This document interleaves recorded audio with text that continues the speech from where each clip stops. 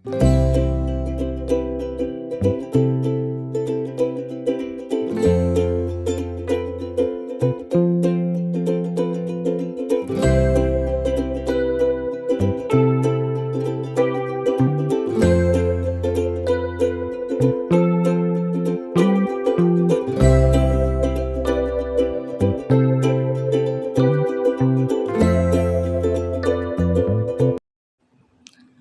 Morning সকলকে। আজকে হলো কি গিয়ে শুক্রবার। তো সকলে কেমন আছো? আশা করি সকলে বেশ ভালো আছো। আমিও ভালো আছি ও সুস্থ আছি। তো আজকে সকালটা অনেকক্ষণ আগেই হয়েছে, কিন্তু আমি ভিডিওটা শুরু করছি মোটামুটি ওই 8টা থেকে 8:30টার মধ্যে। কারণ কেন বলো তো, সবসময় চাইলে তো আর সব কিছু ক্যামেরাবন্দি করা যায় না। তো সকালে তো অনেক কাজ ছিল যেগুলো অফ ক্যামেরার মধ্যেই করেছি। আর এখন হয়েছে কি গিয়ে তোমার, রাত্রিতে ওই যে ভাগনা আমার ফোনটা দেখতে থাকে, তো সকালে দেখি চার্জ থাকে না একদম, তো ভোরেতে চার্জে লাগিয়েছিলাম, তারপর থেকেই ভিডিওটা করছি। আর সকাল সকাল উঠে আমার সবথেকে পছন্দের জিনিস সেগুলো হলো এই ছোটো ছোটো গাছগুলোতে জল দিয়ে নিলাম, কারণ একটু গাছগুলো কীরকম ঝুমোনো টাইপের দেখাচ্ছিলো। তো সকাল সকাল ওইগুলোতে জল দিয়ে দিলাম, তুলসীটা বাদ রেখে, কারণ তুলসী গাছে আমি সবসময়ই স্নান করার পরেই জল দিই। তো বাকি সব যে গাছগুলো ছিল ওগুলোতেই জল দিয়ে নিলাম। তো আমি অনেক গাঁদা গাছ লাগিয়েছি এবারও, দেখতেই পেলে তোমরা এই গাঁদা গাছগুলো আগের ভিডিওতে তোমরা দেখোনি। এই রিসেন্ট লাগিয়েছি, মানে দুর্গাপুজোটার আগে ভিডিও সেরকমভাবে এগুলোর করা হয়নি, তো এখন অনেক বড় হয়ে গিয়েছে কয়েকটা দিনের মধ্যেই। তো এদিকে রাত্রের কিছু থালা বাসন ছিল, সেগুলোই ধোয়াধুয়ি করে নিচ্ছি, তার সাথে রয়েছে সকালের কিছু চা খাওয়া কাপ, সেগুলো পরিষ্কার করে নিচ্ছি। আর এখন বাড়িতে সবাই উঠে পড়েছে। তো আজকে আমি সকালের কিছু কাজ সেরে নিয়ে তারপর যাব দিদির বাড়ি, ওখানে ভাগনাকে ছাড়তে, মানে বাড়ি ছেড়ে দিয়ে আসতে, কারণ ওর মামার একটু কাজ রয়েছে, যেতে পারবে না, তো আমি গিয়ে ছেড়ে দিয়ে আসবো। তার জন্য ভাবলাম যে সকাল সকালে উঠে যে কাজগুলো রয়েছে সেগুলো সেরে নিই। কাপড় ধোয়া কাচা, আরও গোপাল সোনার যে জামা কাপড়গুলো হয়েছে, কয়েকটা দিন হলো একদম কাচা ধোয়া হয়নি দুর্গাপুজোর ইয়েতে। আর দুর্গাপুজোর তো সেরকমভাবে কোনো ভিডিওই করতে পারিনি, দিতে পারিনি। আর আওয়াজটা শুনে বুঝতেই পারছো একটু ঠান্ডা লেগে আছে, একটু নয় বেশ ভালোই। আর ডাক্তারও দেখিয়েছি, হালকা চেস্টে ইনফেকশন হয়েছে, তো সেই জন্য আস্তে আস্তে কথাটা বলছি। তো তোমরা একটু মানিয়ে নিও, ভিডিও দেখলেই বুঝতে পারবে যে তোমার শরীর অসুস্থ, মানে কথা শুনে তো বুঝতে পারছোই। তো ঝাঁট দিয়ে নিচ্ছি এখন, মোটামুটি 2 থেকে 3 দিন হলো ঘর দেওয়ার পোছা লাগাতে একদম পারিনি। জল যতটা সম্ভব কম মানে ঘাটাঘাটি করা যায় সেটারই চেষ্টা করছি। আর ওই যে দেখো জানালার মধ্যে দেখা যাচ্ছে এক দাদাভাইকে, ওটা হলো কি গিয়ে দুর্গাপুজোর যে মানে সেই যাত্রার লোকগুলো সাজার জন্য ইয়ে করেছিল আমাদের বাড়িটাতে, ওই প্যান্ডেল টাইপের ছোটো একটা গ্রিন রুম টাইপের, তো ওটাই খুলছে ওরা। মা দুর্গা চলে যেতে পারে মনটা ভীষণ খারাপ বলো।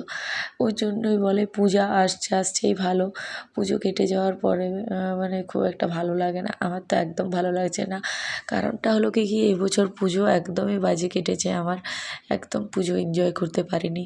কারণ পুজোর সময়কালে আমার জেঠু মারা গিয়েছিলেন, সেটা তোমাদের তো ভিডিওতে দেখেইছো। তো এত কিছু কেনাকাটা বা সব কিছু তোমাদের সাথে শেয়ারও করতে পারিনি, ভিডিও করা হয়নি সেরকমভাবে। কী বলো তো, হঠাৎ করে যদি মানে বাধা কিছু চলে আসে মাঝে, তখন সবটা চাইলেও আর নিজের মতো হয়ে ওঠে না, তাই তো? এটাই হলো। তো এবারে পুজোটা আমার ভীষণ খারাপ গিয়েছে। তোমাদের কার কেমন কেটেছে অবশ্যই কমেন্ট করে জানিও। আশা করি সকলেরই পুজো ভালো কেটেছে, ভালো কাটুক এটাই চাই। সকলের সব দিন যেন পুজো যা কিছু অনুষ্ঠান হবে সেগুলো যেন সবসময় ভালো বেরোয় সবার, কারণ সবাই আশা করে থাকে সারাটা বছর ধরে এই দিনগুলোর। তো এদিকেতে আমার মানে কী বলবো, ঘরটা ভীষণ অগোছালো হয়ে আছে কয়েকটা দিন ধরে। সবাই মানে আস্তে আস্তে ভিড় কমছে, তো আজকে ভাগনা চলে গেলে ঘরটা একদম ফাঁকা হয়ে যাবে, ওই সব থেকে বেশি দিন ধরে রয়েছে। তো কি বলো তো, আজকে ওকে ছেড়ে দিয়ে আসবো, তো স্নান টান করে গোপালের পুজো সেরে তারপরে যাব, কারণ কাচা ধোয়া রয়েছে। তো আগে সেগুলো সব করে নেবো, তারপর বেরোবো। আর এদিকে মানে কি বলবো, হালকা হালকা ঠান্ডার একটা মানে ভাব চলে এসছে এখন থেকেই। তো হাত পা জানি না কেন ভীষণ ওই রুক্ষা রুক্ষা টাইপের লাগছে, কীরকম একটু দরদরে ভাব, শরীরের মধ্যে একটু টান টান এখন থেকে চলে এসছে। তো এক তো আমার ভীষণ ঠান্ডা লেগেই আছে, তার উপরে আবার কীরকম যেন লাগছে একটা ওয়েদারটা। তো সবাই এই সময় শীত যেহেতু আসছে, শীতের শুরু আর শীতের শেষে সকলে নিজের নিজের যত্ন নিও, কারণ শীতের মাঝামাঝি থেকে এই সময়গুলো বেশি খারাপ, কারণ এই সময় বেশি শরীর অসুস্থ হয় মানুষের। আর কি বলো তো, আর শীতের শেষটাতে, এই দুটো সময়। আর এখানে আমি ছাদেতে আজকেও ঝাড় দিতে এসেছি। কি বলো, যেরকম আমি ঘরের ভেতরটা ধরো গুছিয়ে রাখবো, সেরকম সকলের উচিত বাইর ছাদ সব কিছুই পরিষ্কার রাখা, তবেই চারিদিক সুন্দর দেখাবে। পরিষ্কার থাকলে মনও ভালো থাকে। আর আমার ছাদের চারপাশটাতে তোমরা দেখতেই পাচ্ছ, আগের ভিডিওতেও দেখেছো যে চারিদিকটাতে ভীষণ গাছ রয়েছে। তো এত পালা পাতা পড়ে ওপর থেকে, কি আর বলবো। তো আমি একটু একটু হতে হতে এখন কি করি, পরিষ্কার করে দিই। কারণ একটা ভিডিওতে তোমাদের দেখিয়েছিলাম বৃষ্টি হলে কীরকম বসে যায় আর ওগুলো পচে নোংরা হয়ে যায়, আর ছাদটাতে ভীষণ দাগ হয়ে যাচ্ছিলো। তো যতটা সম্ভব দাগটা আমি উঠিয়েছি, তারপর পরিষ্কার করেছি। আর এইদিকেতে এই যে আমার গোপাল সোনার বললাম না, অনেকগুলো জামা কাপড় হয়ে গিয়েছিল, কয়েকটা দিন ছিলাম না। আর আমি না থাকলে গোপাল সোনাকে কেউ স্নান করাতেও পারে না সেরকম শুদ্ধভাবে।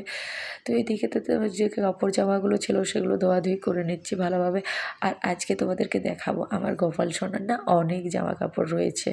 তো কিছু তোমাদেরকে দেখাবো আর কিছু অন্য ভিডিওতে দেখাবো। আর আমি কত কিছু ভেবে রেখেছিলাম, দুর্গাপুজোতেও গোপাল সোনার জন্য 4টে জামা এনেছি নতুন। তো সেগুলো ভেবেছিলাম তোমাদের সাথে শেয়ার করবো, তো শেয়ার করা হলো না, ভিডিও তো করতে পারিনি। তো সেগুলো আমি পুজোর 4টে দিন গোপাল সোনাকে পরিয়েছি। কারণ ছেলের জন্য যখন কোনো কিছু নিই, তো যটা নিই যা নিই সেরকমভাবে আমি আমার গোপাল সোনার জন্যও নিই। কারণ আমি আমার ছেলে আর ওকে একই রকমভাবে ভালোবাসি। তো আমার কাছে দুজনেই সমান। আর সবাই বলে নাকি গোপাল সন্তান তুল্য। তো সন্তান তুল্য নয়, আমার কাছে সন্তানই।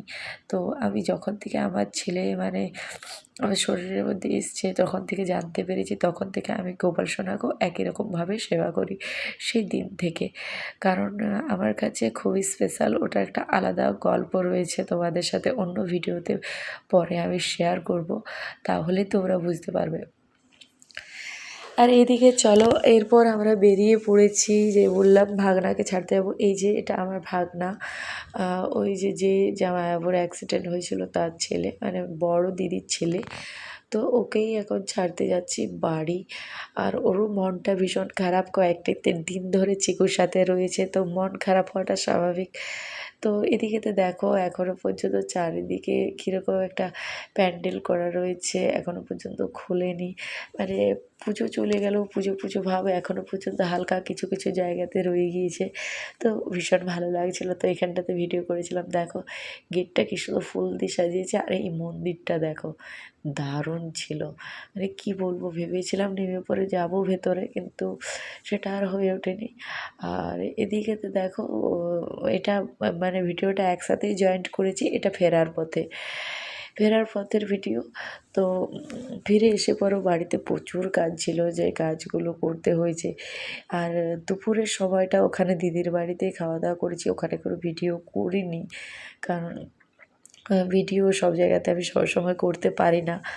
তো তারপর বাড়ি ফিরে এসে এটা বিকেলের সময়।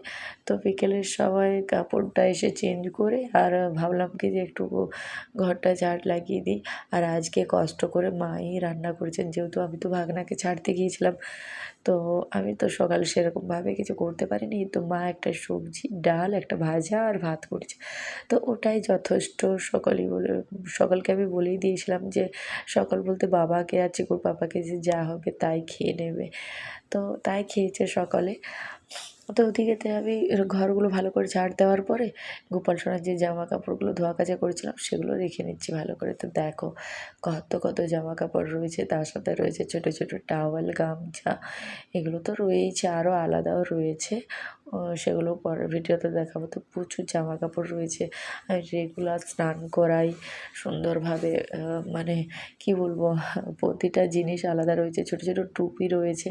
আর একটা কি শীতকালের পোশাক, তো তোমাদের শীত এসেই গেল, দেখাবো যখন ইউজ করব। গোপাল সোনার প্রচুর শীতের জামা কাপড় রয়েছে, কিছু আমার হাতের করা, কিছু কেনা, তো সব কিছুই তোমাদেরকে দেখাবো। তো এই যে জড়িটা দেখছো, এটা আমি মেলার থেকে নিয়েছিলাম গোপাল সোনার জামা কাপড় রাখার জন্যে।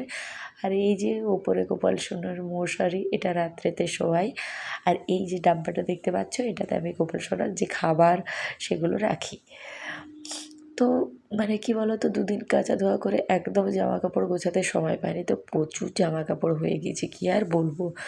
তো রাত্রে শোয়ার আগে ভাবলাম কি, খাওয়া দাওয়া কমপ্লিট, তো রাত্রে শোয়ার আগে ভাবলাম কি যে এইগুলোকে আগে একটু ভালো করে গুছিয়ে নিই, তারপর রাখার পরে তারপর শোবো।